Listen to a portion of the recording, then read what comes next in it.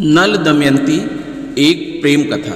महर्षि बृहदस्सु ने युधिष्ठिर को नल दमयंती की कहानी सुनाई थी। नल दमयंती की कहानी हमारे इतिहास पुराण की अमर कथा है। यह कथा है आदर्श पतिव्रत और पत्नी व्रत की। यह कथा है जुए के भयंकर परिणाम की। यह कथा इस बात की गवाह है कि बुरी आदतें मनुष्य को अपने पंजे में जकड़कर कैसा विवश कर देती हैं। यह कथा हमें शिक्षा देती है और हमें सावधान करती है कि जुआ कितना बुरा खेल है। यह राजा को भी भिखारी बना देता है। महाभारत की लड़ाई की जड़ में यह जुआ ही था। यह सभी जानते हैं।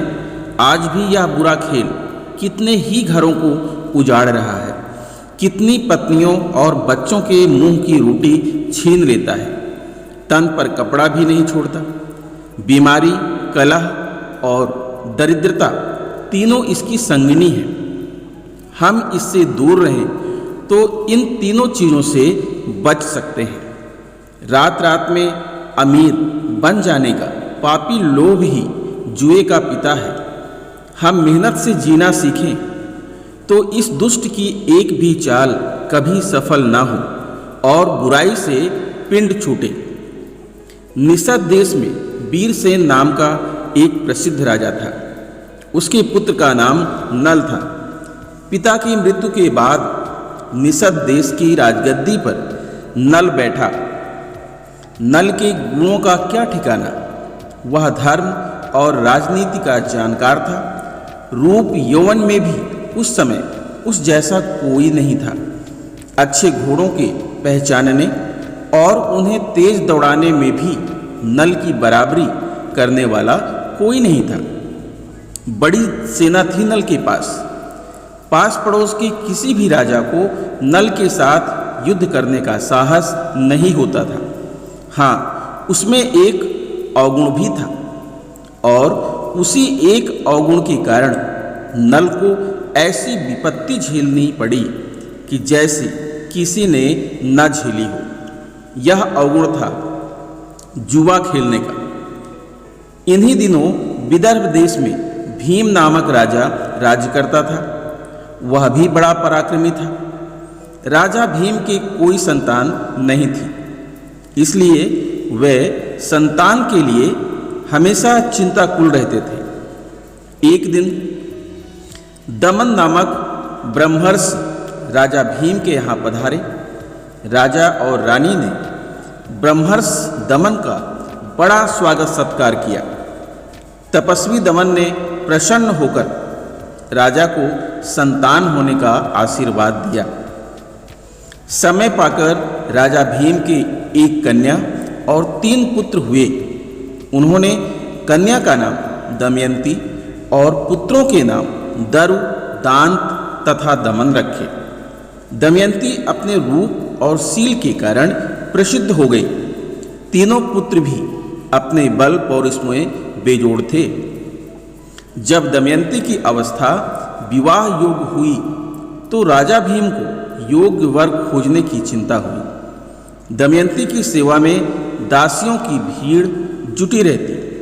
सजी धजी दमयंती जब सखी सहेलियों के साथ उद्यान में जल क्रीड़ा या विहार के लिए निकलती तो देखने वाले देखते ही रह जाते। देखने वाले कहते कि इससे पहले उन्होंने ऐसा अद्भुत रूप यौवन कभी नहीं देखा। सुंदरता में, गुणों में और पौरुष में नल जैसा भी दूसरा कोई राजकुमार नहीं था। देखने वाले कहते कि यह तो कामदेव का ही अवतार है। उसकी प्रसिद्धि भी चारों ओर फैल गई। लोग नल से दमयंती के रूप यौवन की प्रशंसा करते और दमयंती से नल के रूप गुणों की। इस तरह एक दूसरे के रूप गुण शील की प्रशंसा सुनते सुनते बिना देखे ही वे एक दूसरे को चाहने लगे। नल का दमयंती के प्रति प्रेम दिनों दिन बढ़ता गया। दमयंती को देखने के लिए नल की व्याकुलता बढ़ने लगी। एक दिन दमयंती के बारे में सोचता हुआ नल महलों से निकल राज उद्यान में चला गया। और वहाँ जलाशय के किनारे हथेली पर सिर टिकाए दमयंती के बारे में बैठा सोचता रहा। राजा ने अपने पास ही सुनहरे पंखों वाले हंसों का एक दल देखा। वह हंस नल को बहुत प्रिय लगे। नल ने उनमें से एक हंस को किसी तरह पकड़ लिया। नल प्यार से हंस की गर्दन और पीठ को सहलाने लगा तो हंस ने मनुष्य जैसी वाणी में नल से कहा, हे नल, आप मुझे छोड़ दें तो मैं विदर्भ की राजकुमारी दमयंती के पास जाकर आपकी ऐसी प्रशंसा करूंगा कि वह आपके सिवा दूसरे किसी पुरुष को अपने मन में जगह ही नहीं देगी। नल ने उस विचित्र हंस को छोड़ दिया। वह तुरंत हंसों के दल में जा मिला। फिर हंसों का वह दल वहां से उड़ा और विदर्भ देश के राजभवन के उद्यान में जा उतरा। दमयंती अपनी सखियों और दासियों के साथ उद्यान में घूम रही थी। उन सुनहरे पंखों वाले अद्भुत हंसों को देखकर दमयंती के मन में उन्हें पकड़ने की इच्छा हुई। अब तो सभी सखी सहेलियां हंसों को पकड़ने के लिए उनका पीछा करने लगी। दमयंती भी एक सुंदर हंस को पकड़ने की चेष्टा करने लगी। दमयंती ने अपना दुपट्टा फैलाकर एक हंस के ऊपर डाल दिया और हंस को पकड़ लिया। यह हंस तो वही था जो नल से दमयंती के बारे में वचन देकर आया था। वह भी दमयंती से बात करना चाहता था। संभवतः तभी तो जानबूझकर पकड़ाई में आ गया था। वह दमयंती से बोला, राजकुमारी दमयंती, मुझे छोड़ दो। छोड़ दोगी तो मैं तुम्हारा मन चाहा एक काम करूंगा। मैं जानता हूं कि तुम मन से राजा नल को चाहती हो। वह तुम्हारे हृदय में बस चुका है। बात है भी ठीक, वह सचमुच तुम्हारे योग्य है और तुम उसके योग्य हो। हम तो राजहंस हैं, इधर से उधर उड़ते रहते हैं। हमसे कुछ छिपा थोड़े ही है। यदि तुम राजा नल की पत्नी बन जाओ तो समझो कि तुम्हारा जन्म सफल हो गया।